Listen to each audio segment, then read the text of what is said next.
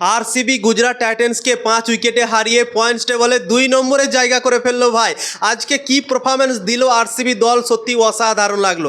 সাই সুদর্শন গুজরাট টাইটেন্সের হয়ে সেঞ্চুরি করলো, সেই সেঞ্চুরিটাও কাজে দিল না আরসিবির সামনে, এবং আরসিবি হাসতে খেলতে মনে হচ্ছে 206 রানের টার্গেটটা চেস করে ফেললো ভাই। কোনো সমস্যাই হলো না, 7 বল বাকি থাকতে আরসিবি 206 রানের টার্গেট চেস করে ফেললো ভাই। মনে হচ্ছে কি আরসিবি দলের জন্য 200 রানগুলো চেস করা এখন কোনো ব্যাপারই না। আরসিবি দলকে হারাতে হলে মনে হচ্ছে কি ভাই 240 250 রান করতে হবে, তারপরই মনে হচ্ছে আরসিবিকে হারাতে পারবে।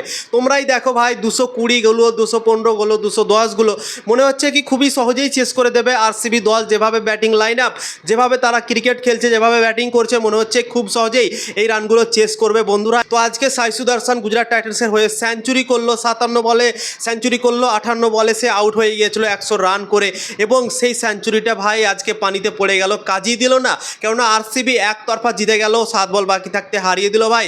অসাধারণ পারফরমেন্স দিল বিরাট কোহলি, চেস মাস্টার আমরা বলি বিরাট কোহলিকে, এবং আজকেও বিরাট কোহলি চেস করছিল এবং 44 বলে 81 রান করলো বন্ধুরা।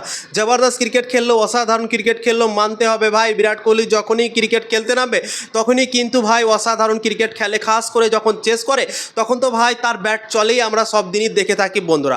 তো বিরাট কোহলি আজকেও রান করলো, 44 বলে 81 রানের একটা ইম্পর্টেন্ট ইনিংস খেললো, এবং সেই ইনিংসের জন্যই আরসিবি দল আজকে খুবই সহজেই চেস করে ফেললো 206 রানের টার্গেট 18 ওভার 5 বলে বন্ধুরা। এবং দেবদত্ত পাডিক্কালকে ভুলে গেলেও হবে না ভাই। দেবদত্ত পাডিক্কাল 20 বলে হাফ সেঞ্চুরি পূরণ করলো, তোমরা ভাবতে পারো 20 বলে হাফ সেঞ্চুরি পূরণ করলো, এবং 57 রানের অসাধারণ একটা ইনিংস খেললো ভাই, জবরদস্ত ইনিংস খেললো। জেকব বেথেল আজকে ফিল সল্টের জায়গায় খেলেছিল, জেকব বেথেল আজকে খুব তাড়াতাড়ি আউট হয়ে গিয়েছিল, 14 রান করতে পেরেছিল, তারপর আউট হয়ে গিয়েছিল, খুবই তাড়াতাড়ি উইকেট হারিয়ে দিয়েছিল পাওয়ার প্লেতে। আরসিবি দল 26 রানে 1 উইকেট হারিয়ে দিয়েছিল। তারপর দেবদত্ত পাডিক্কাল এসে যেভাবে ভাই মারলো, যেভাবে ভাই তাবড়তোড় ক্রিকেট খেললো, সত্যি দেখার মতো ছিল, এবং 20 বলে হাফ সেঞ্চুরি পূরণ করে ফেলেছিল। তো তোমরা নিজে ভাবতে পারো, একটা উইকেট পড়লো এবং সেই মুহূর্তে, চাপের মুহূর্তে এভাবে একটা ইনিংস খেলা সত্যি অসাধারণ কাজ। দেবদত্ত পাডিক্কাল সেই অসাধারণ কাজটা আজকে করে দেখিয়েছে বন্ধুরা, এবং বিরাট কোহলি আর দেবদত্ত পাডিক্কাল এই দুজনের জন্যই আজকে আরসিবি দল খুবই সহজেই 206 রানে টার্গেট চেস করে ফেললো।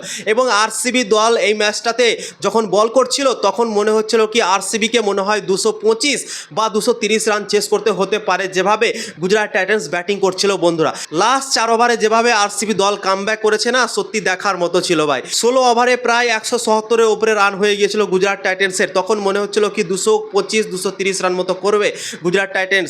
লাস্ট 4 ওভারে আরসিবির বোলাররা অসাধারণ বল করলো, জবরদস্ত বল করলো, এবং অসাধারণভাবে কামব্যাক করে গেল সেই 4 ওভারের জন্যই, এবং 205 রানে গুজরাট টাইটেন্সকে থেমে নিল বন্ধুরা।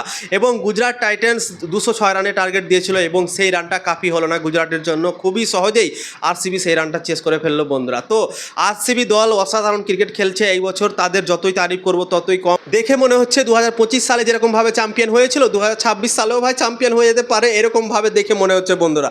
তো সত্যি অসাধারণ খেলছে, জবরদস্ত খেলছে, মন ছুঁয়ে যাওয়ার মতো ক্রিকেট খেলছে আরসিবি দল বন্ধুরা।